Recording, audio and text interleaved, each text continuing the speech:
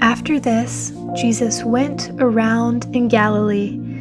He did not want to go about in Judea because the Jewish leaders there were looking for a way to kill him.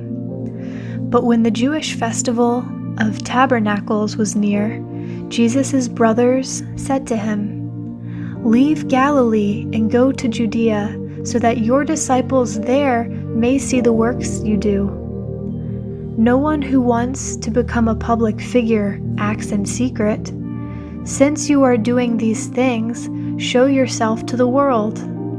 For even his own brothers did not believe in him. Therefore Jesus told them, "My time is not yet here. For you, any time will do.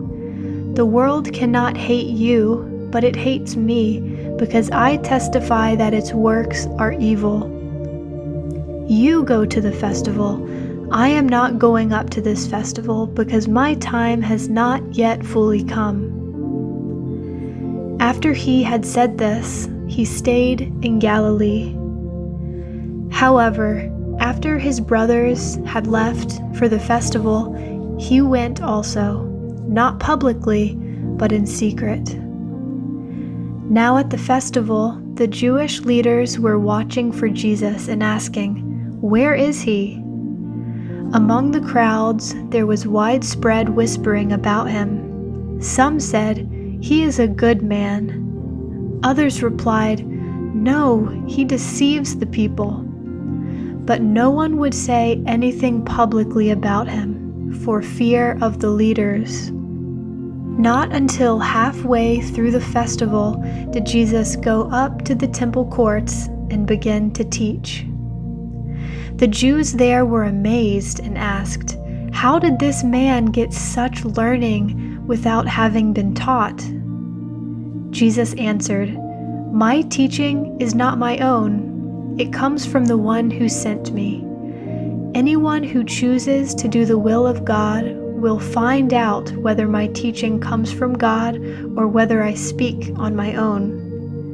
Whoever speaks on their own does so to gain personal glory, but he who seeks the glory of the one who sent him is a man of truth.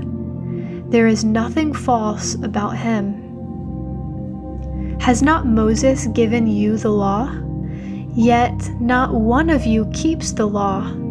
Why are you trying to kill me?" "You are demon-possessed," the crowd answered. "Who is trying to kill you?" Jesus said to them, "I did one miracle, and you are all amazed. Yet because Moses gave you circumcision, though actually it did not come from Moses, but from the patriarchs, you circumcise a boy on the Sabbath. Now if a boy can be circumcised on the Sabbath so that the law of Moses may not be broken, why are you angry with me for healing a man's whole body on the Sabbath? Stop judging by mere appearances, but instead judge correctly." At that point, some of the people of Jerusalem began to ask, "Isn't this the man they are trying to kill? Here he is, speaking publicly, and they are not saying a word to him. Have the authorities really concluded that he is the Messiah? But we know where this man is from. When the Messiah comes, no one will know where he is from." Then Jesus, still teaching in the temple courts, cried out, "Yes, you know me, and you know where I am from. I am not here on my own authority, but he who sent me is true. You do not know him, but I know him, because I am from him, and he sent me." At this they tried to seize him, but no one laid a hand on him, because his hour had not yet come. Still, many in the crowd believed in him. They said, "When the Messiah comes, will he perform more signs than this man?" The Pharisees heard the crowd whispering such things about him. Then the chief priests and the Pharisees sent temple guards to arrest him. Jesus said, "I am with you for only a short time, and then I am going to the one who sent me. You will look for me, but you will not find me, and where I am, you cannot come." The Jews said to one another, "Where does this man intend to go that we cannot find him? Will he go where our people live, scattered among the Greeks, and teach the Greeks? What did he mean when he said, 'You will look for me, but you will not find me, and where I am, you cannot come'?"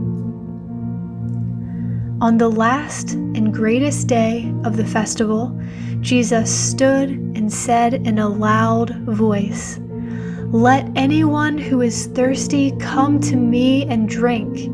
Whoever believes in me, as Scripture has said, rivers of living water will flow from within them."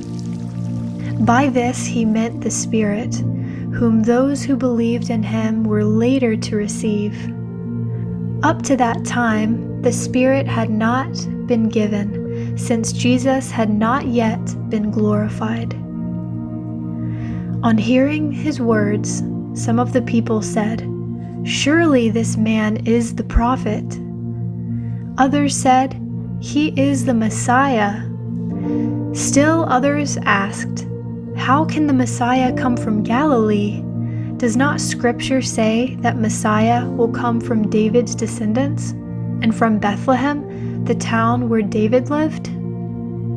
Thus the people were divided because of Jesus. Some wanted to seize him, but no one laid a hand on him.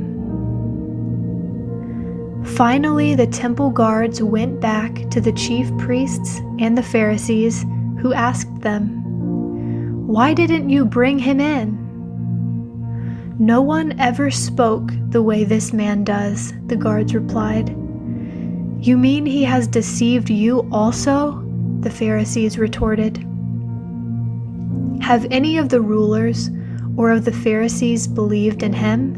No, but this mob that knows nothing of the law, there is a curse on them."